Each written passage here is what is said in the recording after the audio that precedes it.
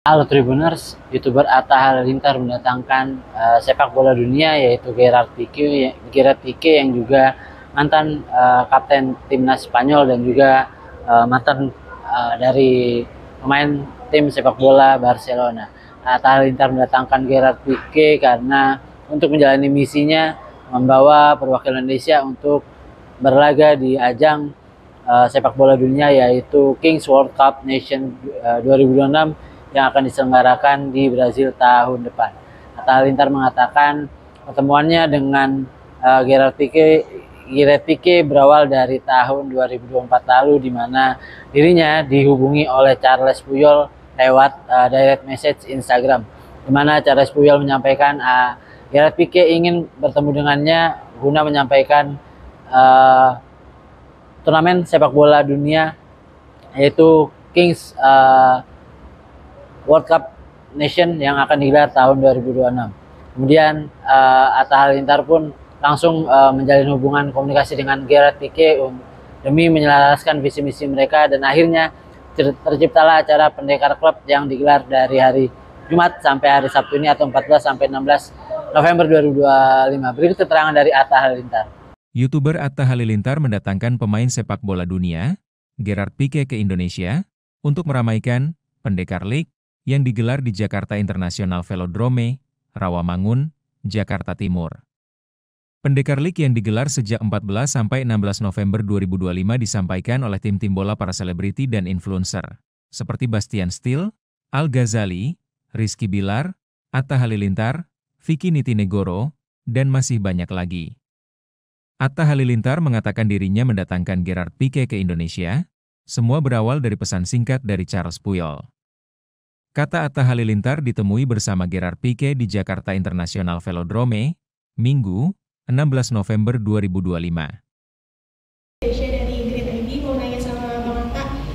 Bang Atta, gimana caranya bisa mendatangkan Iki ke Indonesia? Terus kalau misalnya posisi itu kan kayak ada ridersnya gitu. Kalau dari Iki sendiri ada nggak sih perbedaan khusus? Iki.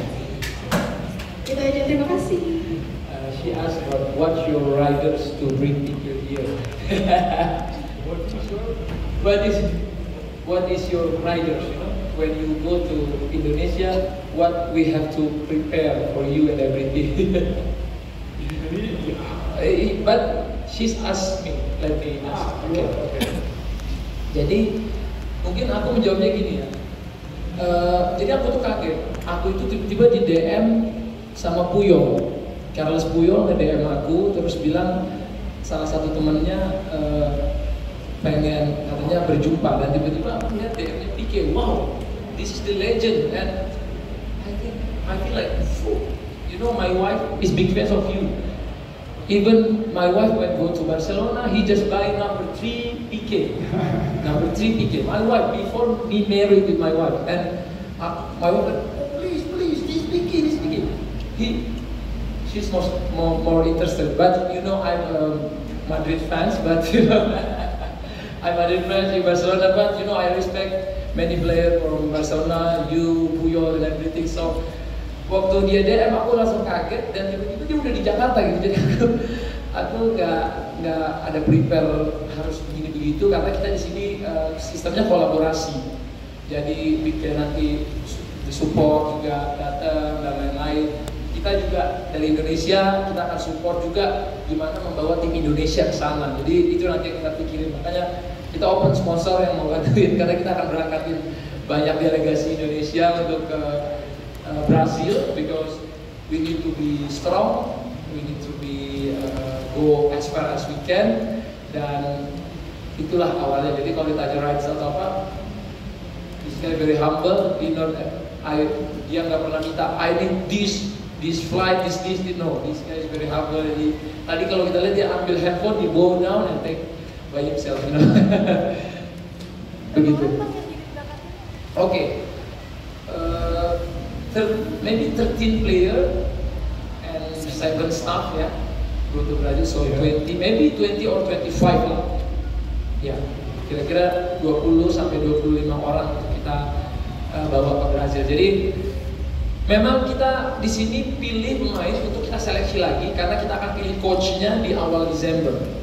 So we're gonna choose the coach at 1st December. So we choose these 7 players for train with the coach, and if coach only choose 2 or 3, we just bring 2 or 3 because we need find the strongest one. Karena negara-negara lain itu bawanya pemain timnas semua, timnas futsal, timnas. Kalau kita bawanya pemain misalnya yang baru dari pengalamannya belum banyak, ya kita kan nggak mau juga ngeliat Indonesia dibantai berapa gitu. Kita maunya Indonesia 5-0 gitu kan. Kalau Indonesia 0-5, jadi kita nggak mau itu terjadi. Jadi kita pengen yang terbaik lah. And that it was tough when you didn't qualify last month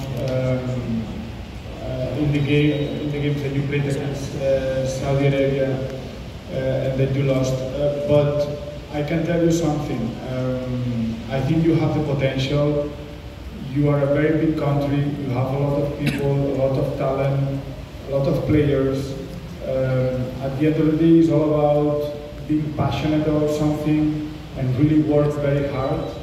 In order to achieve this qualification, you need a strategy and you need to really work on the young academies and the young talent in order for one day to become huge stars.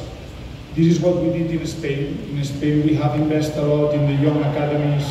In Barcelona, for example, with La Masia, but also with the national team.